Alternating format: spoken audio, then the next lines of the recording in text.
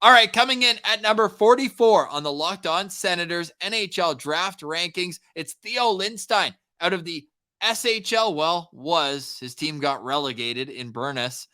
Sorry for the pronunciation. I always mess up the team names, but that's all right. What we can't mess up is that Lindstein plays with an extremely mature game. Yeah, I mean, that's one thing you cannot avoid when you're talking about Theo Lindstein is that this kid has really skyrocketed at a young age. He debuted in the SHL as a 16-year-old. Like that's pretty impressive. And in that time, he played 12 games in the SHL that year. And this season, he played 32 games in the SHL, the most of any league. He had 1 goal, 1 assist. He played 14 games in the J20, and he had 2 goals, 5 assists. So clearly you can see this isn't a guy that depends on putting up points to play a solid game.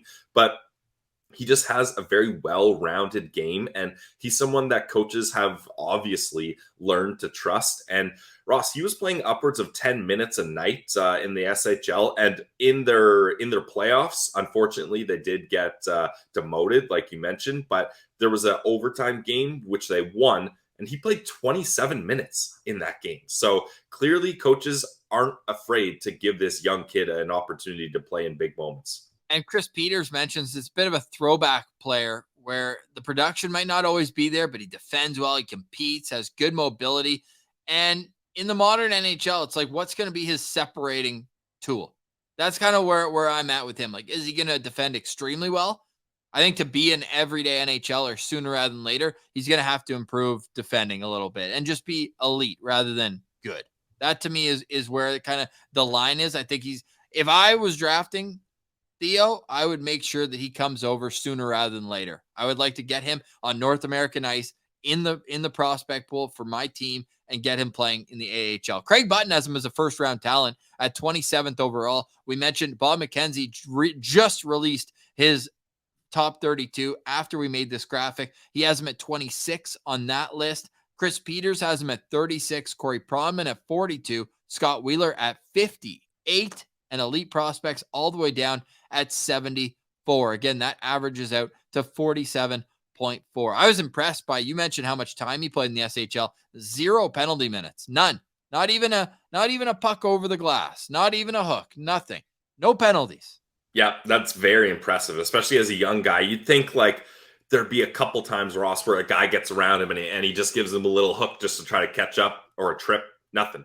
Clean slate. So that just shows you how disciplined and responsible he is. Now, the thing with Lindstein is I don't see that eye-popping attribute. Like when you're looking at him, what's the one thing you can kind of grab onto and be like, yes, this is what he does that's going to get him to that next level? And I just don't see that, which I don't want to say is a detriment on him because there's so many other well-rounded parts of his game. You mentioned the mobility is really nice.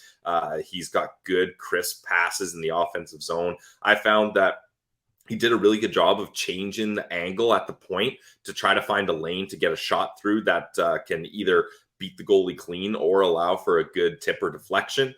But I just think he's a nice, safe prospect. And yeah, he already has upwards of 40 SHL games under his belt at this young age. So I'm with you, Ross. If I draft him, I'm bringing him over to North America ASAP.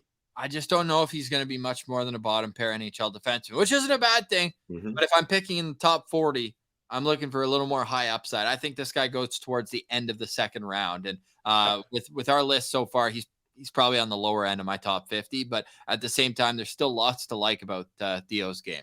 Yep. Yeah, I'm with you. I got him late second round. I got him at 3.5 out of 5 stars. I got him at 3 stars. I just think, especially in this draft around this area, we're seeing every day we have these guys where it's like, man, the skill pops. Like today was Etienne Morin, where it's like, these are the types of players where I would be betting on in the early second round. Like you earn that early second round pick just as much as you earn the early first round pick by being awful. Try to go and get a guy who can really make a difference in your lineup. And I think Theo is more of a complimentary player. I hope that he goes to like a Colorado. I know they don't have many picks in the draft, but like, an established decor, their top 4 is set. You don't have to worry about making it into that mold and just get in the system. And at that point, then it's up to coaching to make him the best player that he can be. But he comes in at number 44 on the Locked On Senators NHL Draft rankings. We're a part of the Locked On Podcast Network, your team every single day.